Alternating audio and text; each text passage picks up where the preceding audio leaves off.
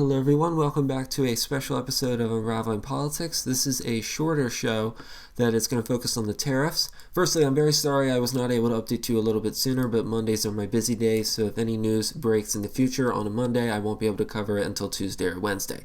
Nevertheless, the trade war has sort of ended. Well, at least it was postponed, and I'll explain that in a little bit. Tariffs are still scheduled on China, and as of the recording of this podcast, which is Monday night, but by the time you're listening to this, they would have already taken effect. But they have been paused for Canada and Mexico. On Monday morning, the stock market plunged and global oil prices rose amid fears of short supply and a potential recession. Wholesale gas prices, which are the prices that gas stations pay and then pass on to us, also rose sharply. Thankfully, after the announcement, stocks somewhat recovered and wholesale gas prices fell once again, but they were not back to the levels that they were previously.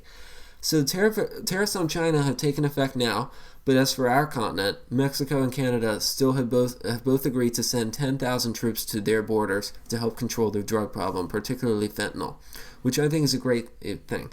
Does this mean that we're out of the woods? Not at all. They still will take effect in 30 days, assuming they don't get delayed again, which I believe they will. As I keep saying, the Trudeau government will be gone by then. He's a lame duck prime minister, as I keep saying over and over again, and the direction beyond March will be up to the new Liberal Party leader, whoever that he or she may be. So far, both of the major leadership contenders seem to be ready to have an adversarial relationship with Trump, more so than Trudeau, although I expect that to change once they take office. Because usually that's what you do. You become more adversarial when you're in opposition, and then when you're in power, you need to work with people, so that's when you start to change your tune. Trump has also suggested on Sunday that the European Union might be next, and their economy, it is a lot larger than Canada and Mexico combined. So going to trade war with them might not be a great idea. Then again, Trump is doing that with China, and that seems to be working out, so we'll see. As for the political side, it seems that Trump has eked out another win, his first one being with Colombia, but it is too soon to say for sure.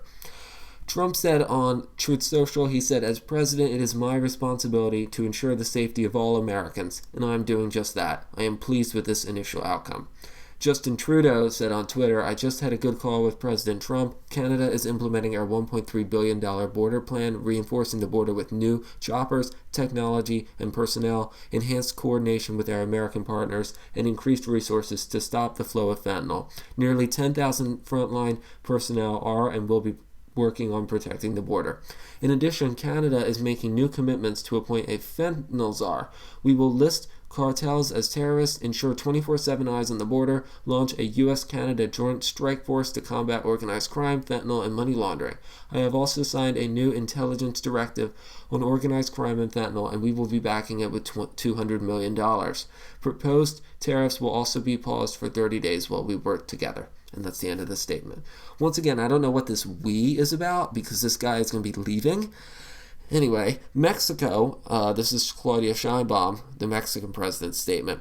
Mexico will reinforce the northern border with 10,000 members of the National Guard immediately to stop drug trafficking from Mexico to the United States, in particular with fentanyl. Now, let me just say this right here. The Mexican president, I believe it was the one before the last one, maybe even earlier, did try to use the military to block the gangs. And that didn't work because the military, they have allies in the drug cartels. So obviously that's not going to work because they're mostly the same people. So I don't know if this is going to work in particular. And 10,000 troops on the Mexican and Canadian border, if you ask me, that's not going to be enough, but we'll have to wait and see. Sheinbaum also stated the United States commits to work to stop the trafficking of high-powered weapons into Mexico. And that's kind of the big complaint that Trudeau and Sheinbaum have with us, is that we are allowing illegal guns to pour into their country. So there really is, having stronger border security on both sides of the border is beneficial to all of us. So for now, the rhetoric has been turned down, but we'll have to see if it remains. Anyway, this is a short episode. That's all I have. Thank you for joining me. I will be back next week on Monday where we will discuss the other news of the week, unless once again there is further news in the coming days. But But if Trump does decide to suspend the China tariffs, I'm probably not going to do an episode on that, and I don't think he is going to suspend them, but we'll have to wait and see. So thank you for listening and have a great week. Bye-bye.